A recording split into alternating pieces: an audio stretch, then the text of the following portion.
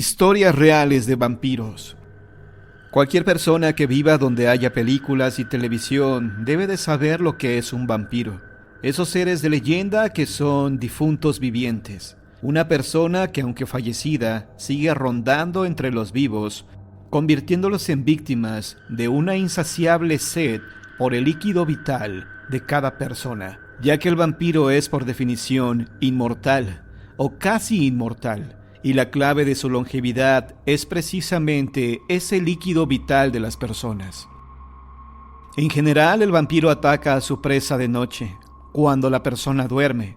Al amanecer, la persona se sentirá débil y confusa, y tendrá en el cuello 2 pequeñas heridas, por las cuales el difunto viviente le habrá extraído el líquido vital. Inevitablemente, la víctima fallecerá. Pero también hay casos en los que se une a las filas de los fallecidos vivientes. Según las leyendas, esto ocurre cuando la misma víctima bebe a su vez algo de la sangre del vampiro que la atacó. El territorio vampírico por excelencia es Europa Oriental, y en especial Transilvania, hogar del célebre Drácula.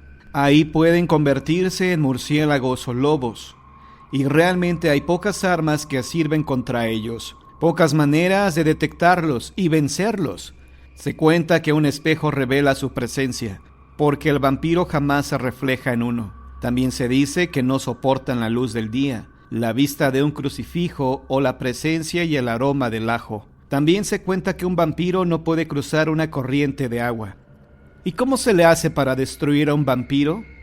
Se requiere de una estaca de madera en el corazón, de una espada o bala de plata atravesada también en el órgano vital, o quemarlo vivo. Por lo menos las leyendas cuentan que así se procedía en Rumania, por ejemplo, y aunque con variaciones en cuanto a sus características y a la manera en que se eliminan, los vampiros han surgido en otros países.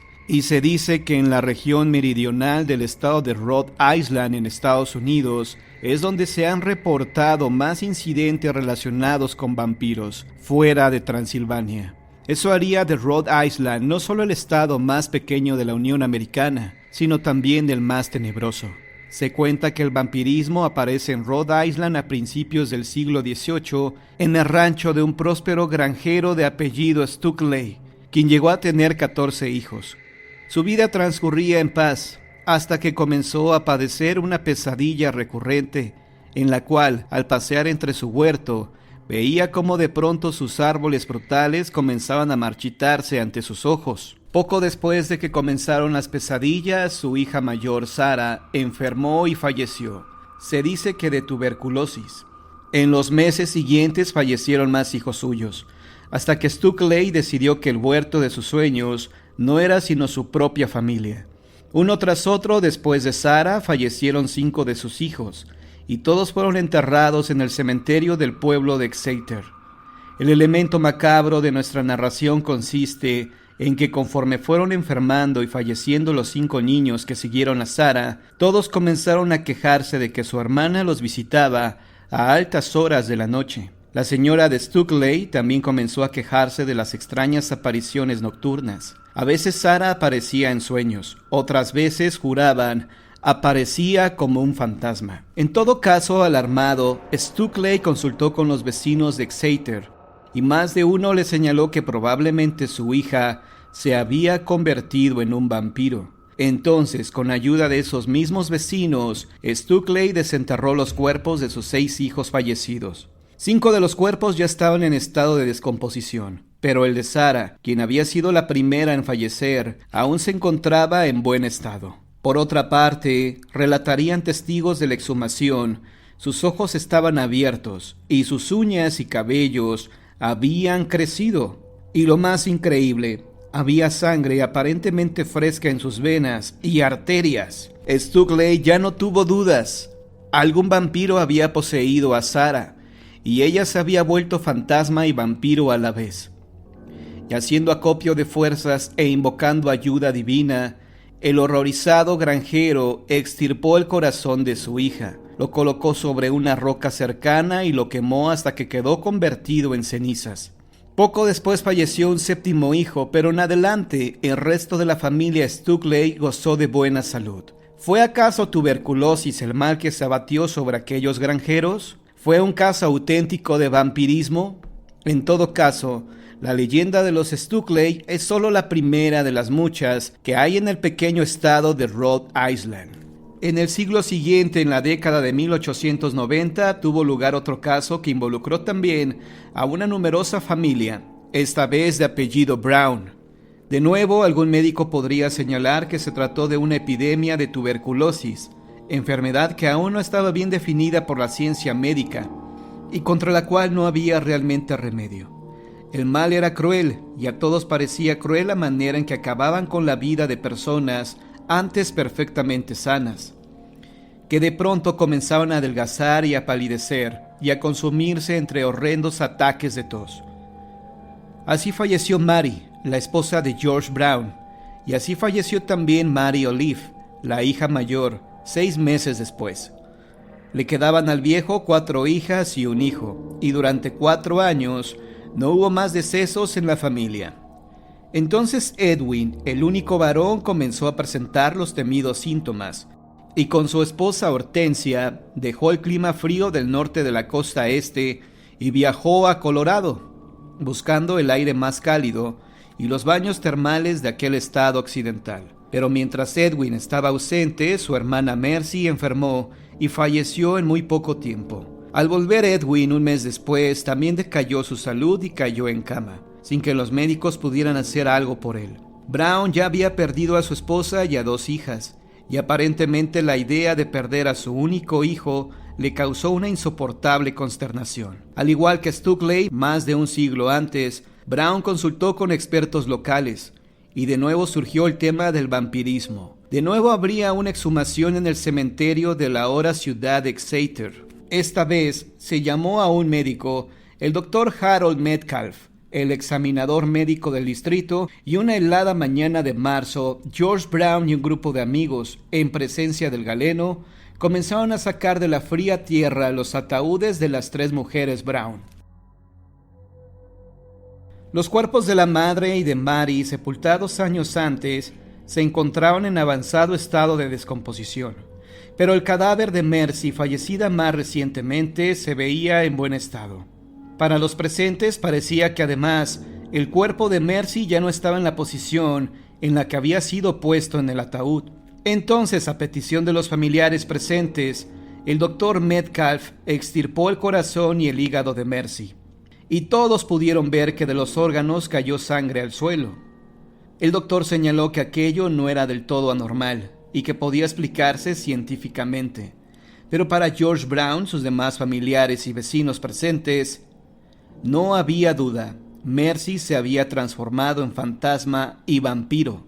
Por eso había sangre fresca, líquida, en las venas y órganos de una persona fallecida, pues de noche salía de la tumba a buscar el preciado líquido, fuera en sus propios familiares o en otras personas del poblado.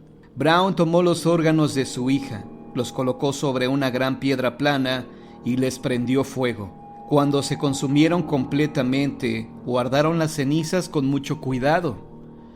Según la leyenda, esas cenizas ayudarían a curar a otras víctimas de algún vampiro, y el señor Brown ordenó al doctor Metcalf incluir una pizca de las cenizas en las medicinas que todos los días le prescribía a Edwin. Pero desafortunadamente el macabro antídoto no pareció funcionar, pues el único hijo de Brown falleció una semana después. Toda la historia de la exhumación de los cuerpos de la familia Brown se publicó en la primera plana del Journal Bulletin de Exeter, 2 días después, el 19 de marzo de 1892. Y a la fecha se han escrito incontables artículos y libros sobre los sucesos en torno a la familia Stukeley, de la familia Brown y de otros hechos relacionados con el vampirismo en América, en aquella región del norte de Estados Unidos. En años recientes, 2 descendientes de los Brown, Reuben Brown y Louis Peck, ambos de Exeter, señalaron a la prensa que durante una visita al cementerio, de noche y en compañía de algunos amigos, vieron varias extrañas luces azules flotando arriba de las tumbas de los Brown. Este fenómeno ocurre en muchos cementerios, tanto así que a estos destellos les llaman muchas veces luces de cementerio. Pero aunque los Brown de hoy no han visto mayores cosas sobrenaturales que esas luces, Reuben Brown recuerda que en su juventud alcanzó a hablar con uno de los hombres que con su padre abrió la tumba de Mercy. El hombre le ratificó que George Brown estaba convencido de que Mercy se había convertido en fantasma y vampiro, y que aseguraban que 6 o 7 jóvenes de familias del linaje Brown habían fallecido antes de que Mercy fuera exhumada y que todas ellas presentaban heridas en el cuello, la inconfundible huella del ataque de un vampiro. El testigo de la exhumación también recordó que después de que quemaron los órganos de Mercy, las enfermedades y los fallecimientos cesaron. La subida del difunto. En innumerables ocasiones hemos escuchado acerca de la experiencia de que se sube el difunto. Básicamente son mujeres a las que la han pasado y cuentan que ningún miedo es comparable con este. Quienes las horroriza de este modo son entidades masculinas llamadas incubus e incubu. Es una palabra de origen latino que significa me acuesto sobre ti. Así tenemos que los demonios o fallecidos varones suelen aprovechar el estado indefenso en el que se encuentran algunas mujeres cuando están a punto de dormirse, para subirse en ellas e inmovilizarlas. Por supuesto, lo que buscan es aprovecharse de la víctima. Esto nos queda del todo claro y comprobado con la experiencia de Linda Noroña, quien vivía en Iztapalapa. En una ocasión decidió irse a dormir al cuarto de la azotea, que se usaba para las visitas, debido a que debía levantarse muy temprano para ir al trabajo. Pero sus hermanos pequeños no dejaban de hacer ruido. Linda puso el seguro y se acostó de inmediato en la vieja cama de latón que había ahí. Empezaba a sentir los párpados muy pesados cuando percibió que un borde del colchón se hundía inusualmente. Inmediatamente el horror heló sus venas, pues estaba segura de que ningún otro mortal estaba con ella en ese cuarto. Pero no tuvo tiempo de gritar, pues rápidamente fue sintiendo que un gran peso aplastaba sus tobillos, luego sus muslos y finalmente sus pulmones. Se sintió impotente de hacer cualquier movimiento o de haber pedido ayuda. Aquel ser o lo que fuera la había inmovilizado del todo. Entonces percibió un vientecillo helado, lo cual era imposible, pues puerta y ventanas estaban perfectamente cerradas. ¿Cuánto duraría aquello? Dios, ¿qué estaba pasando?, se preguntaba ella mientras trataba de convencerse que se trataba solo de un problema psicomotor producido por las tensiones del día, de una pesadilla o algo parecido. Mas de pronto percibió un aliento pestilente, al tiempo que sentía que algo se tallaba contra su cuerpo. Los segundos fueron eternos, el horror parecía nunca acabar. De pronto se oyeron pisadas en las escaleras de metal que llevaba a esa habitación y tocaron a la puerta. La experiencia horrible finalizó entonces. El peso desapareció y libre de él, Linda lanzó un grito que estremeció a su madre, quien estaba a la puerta para darle una lamparita de noche, pues sabía que a la muchacha le daba mucho miedo dormir a oscuras.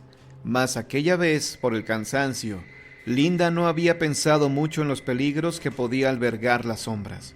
Entre lágrimas de horror y de ira contó a su madre su experiencia, y acompañada de ella bajó al cuarto que compartía con sus hermanitos Fidel y Elisa, quienes ya se habían decidido a acostarse, y así pudo conciliar un poco el sueño.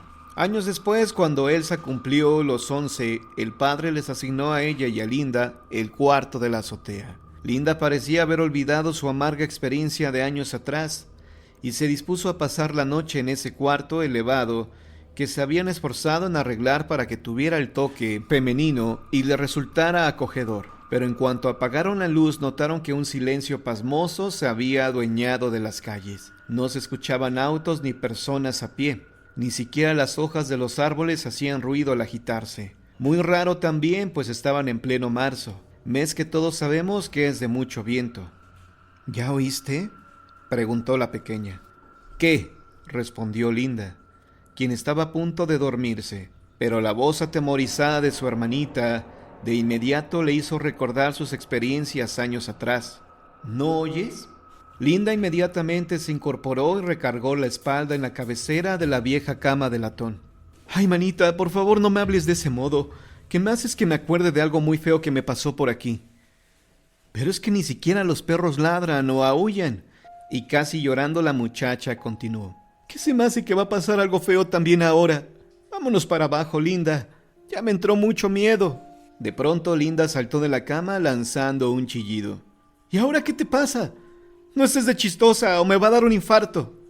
¡Ay no, ay no, no! ¿Qué te pasó? Dime.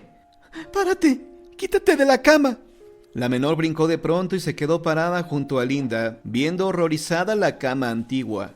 Se quedaron en silencio un rato y en actitud de alerta. Linda no se decidía a contar lo sucedido ahora. Respiró profundamente varias veces. Buscó las llaves con la mirada sobre una vieja cajonera y sin quitar la vista de la cabecera, fue y las tomó.